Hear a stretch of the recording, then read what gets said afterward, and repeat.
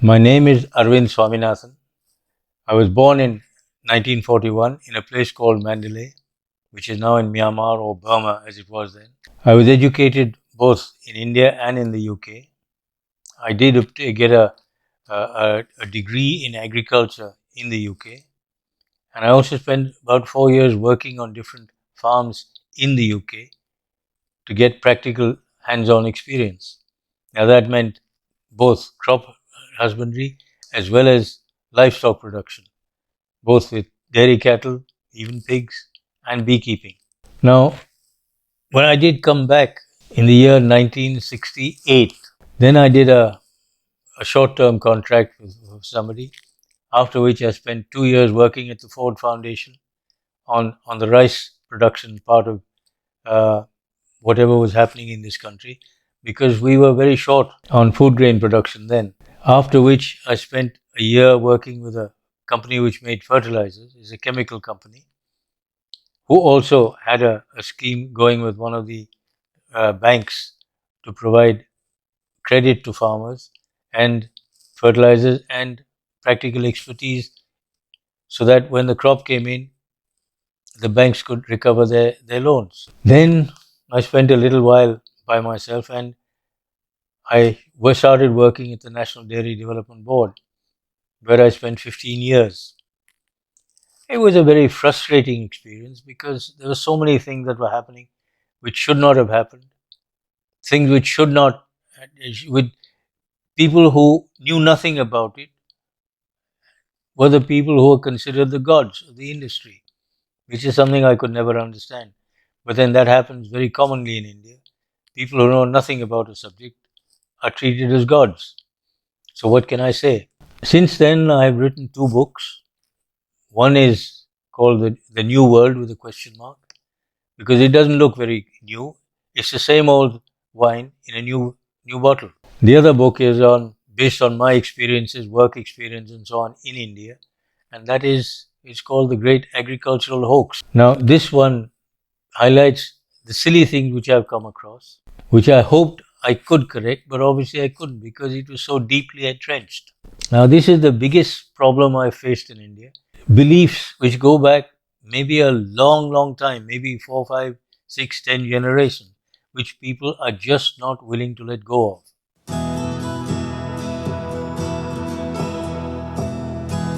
The reason I wanted to start this channel was because there's so many things I've picked up over the years, over the last 50 odd years, things which I would like to share with people.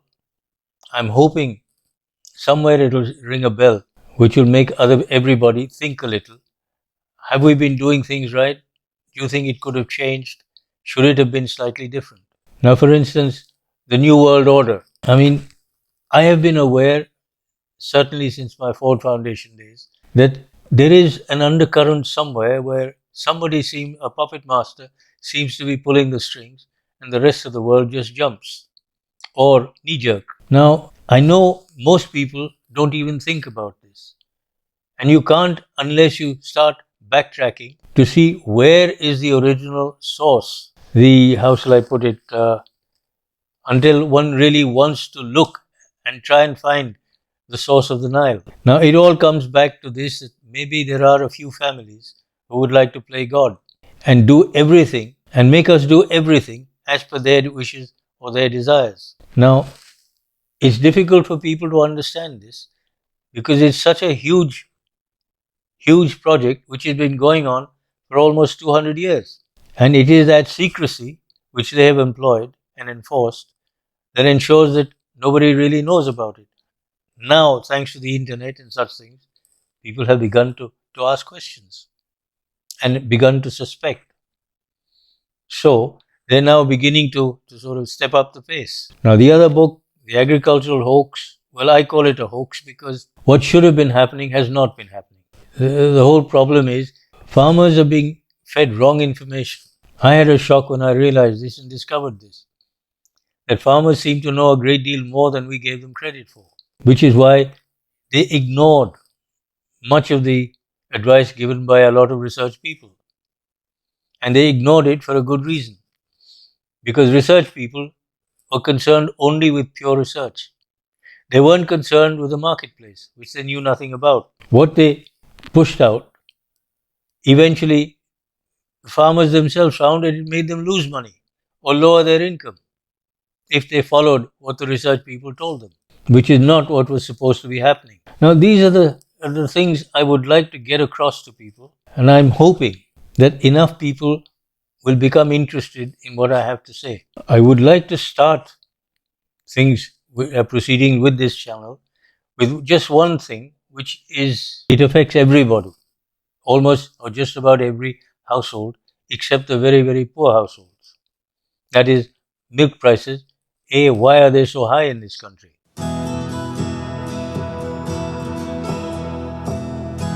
I know most people will say, no, no, no, but they're higher in the UK or somewhere else. But I'll prove later on it is not so. However, in this country, why are they so high? The reasons being, first, our policies, as with most other things, place the cart before the horse. Everything is done the wrong way around. For instance, most milk industries all over the world think in terms of marketing as much liquid milk as possible and then go in for products.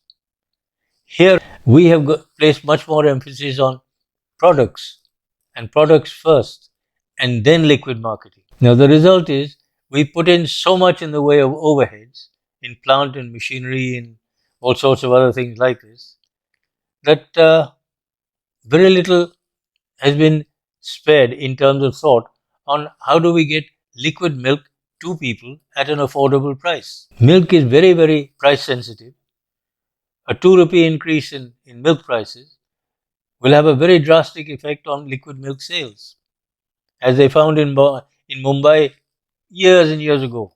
Why? Because one has to work very hard for a long period of time to be able to earn enough, especially at the lower levels of wages, to be able to buy a liter of milk. Now, the overheads that we have built into our system are so huge that it's mind boggling.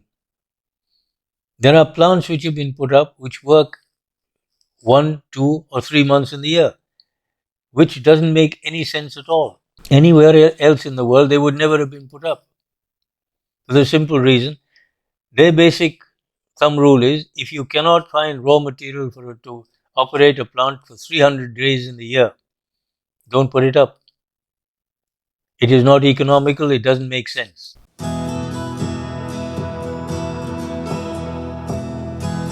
Recently, when we've started trade deals with the UK and US, especially after the UK left the European Union, there's a big hue and cry. Even Amul says, or GCMMF, Gujarat Cooperative Milk Marketing Federation says, we will not allow this to happen because we have so much in stocks that what will we do with our products? Well, the reason they cannot compete with the UK or the US or even Europe is because our prices are so much higher than theirs. Now, the way to do it is not so much as, well, it may cost so much over there, so many pounds over there, so convert into rupees and you have the answer. No, that is not the way. For milk, for instance, liquid milk, how much does it cost here and how much does it cost, say, in the UK?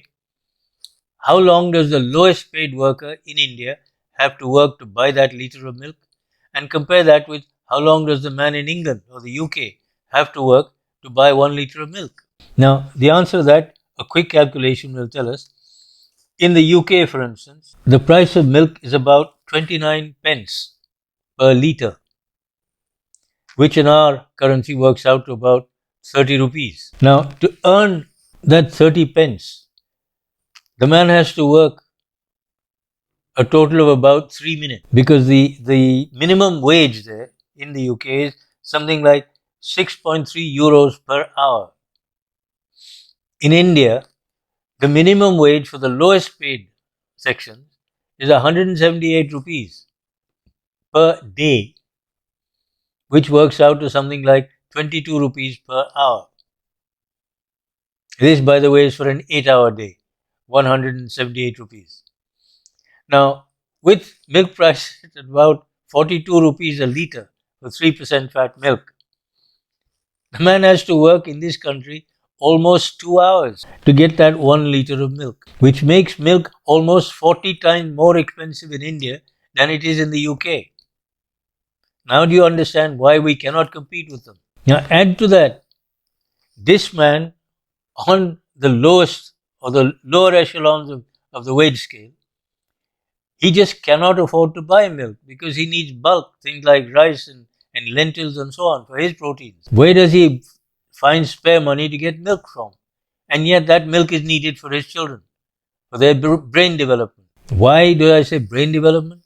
Well, milk contains a sugar called lactose, which consists of one molecule glucose and one molecule of galactose. Milk is probably the only known naturally occurring source of galactose, and galactose is what is needed for brain development, without which millions of people or children in this country, their brains just don't develop. They can't. Now, I was talking about overheads. Overheads are one of the things which have made our prices go into orbit. I mean, we put up plants which probably won't be needed for about 10 or 15 years. Who pays for that? Their upkeep, the salaries, the overheads in terms of spare parts and something other things which have to be kept. For plants which sit there and look at you, they may work maybe 5 or 10 days in a year. I have known at least one plant which worked at 5% capacity utilization.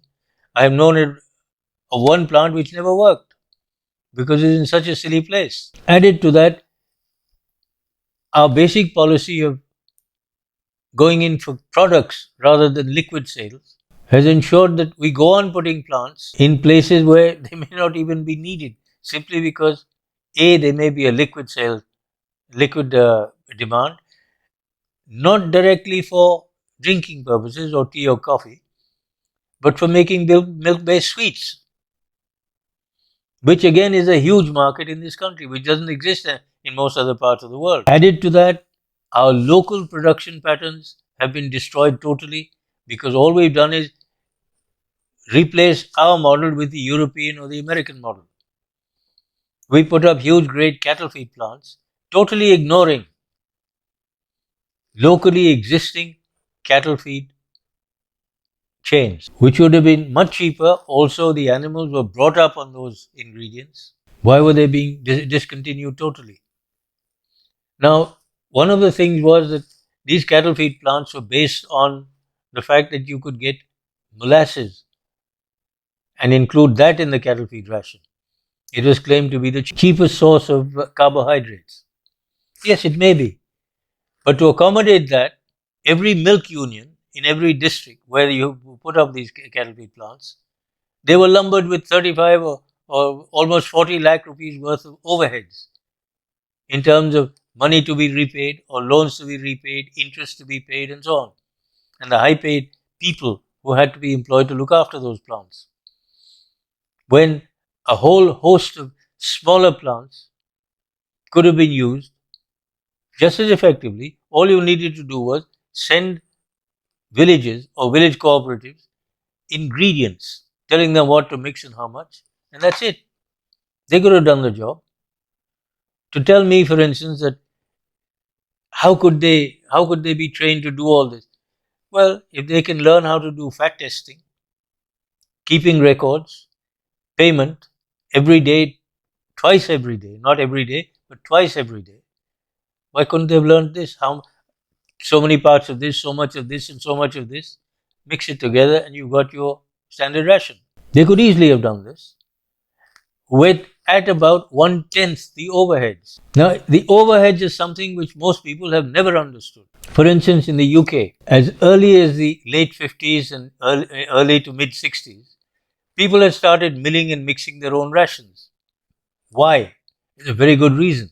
If, for instance, a person had 50 cows and he fed 1 ton of cattle feed or dairy rations to them during the course of a year as part of normal management practices, what was the cost of buying it in as opposed to milling and mixing it on his own farm? Well, the cost of buying it in would have been 55 pounds a ton in those days. whereas milling and mixing it on his own farm would have cost him 25 to 26 pounds per ton, a saving of almost 30 pounds for every ton of meal that was used to feed his dairy animals. The same thing was true of pigs. Same thing. The mere saving was so huge that it didn't pay to buy it in. And if you bought it in, you were being very silly because you were losing a lot of what you could have saved.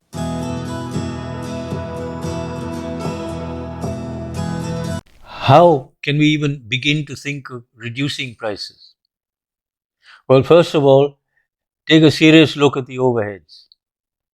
Where are the overheads being charged? Is it liquid milk, products, or what? Second, we have to understand that some of these overheads, for instance, cattle feed, as I explained earlier, people abroad mill and mix their own.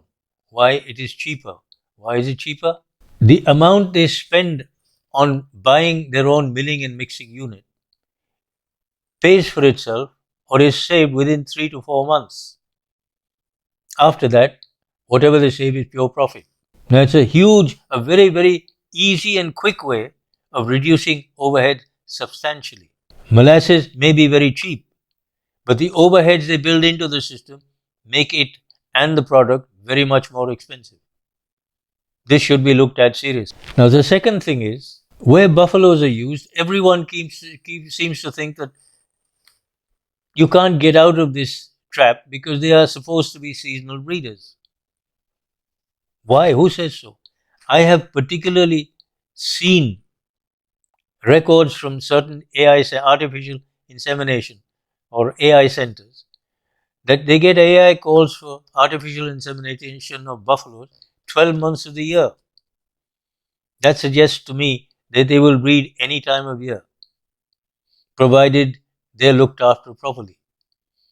This should be looked at again very carefully and proven, are they really seasonal breeders, or is it just another myth we have created and fallen into that trap? Now, the other main reason for this huge flush and lean difference is the pricing policy. The pricing policy says throughout the year, 12 months, whatever milk comes into the cooperative is paid for at exactly the same price.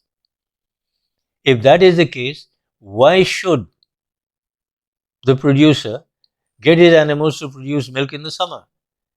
In the winter, everything is much cheaper because after the monsoon, there is much more grass, much more fresh material to feed, which means he doesn't have to feed quite so much expensive concentrates. Therefore, milk production is much cheaper. Why should he go through the process of producing milk expensively during the summer months when it is necessary? Now you know why there is a lean and flush. That is why this problem of seasonality of buffalo breeding has to be looked at seriously.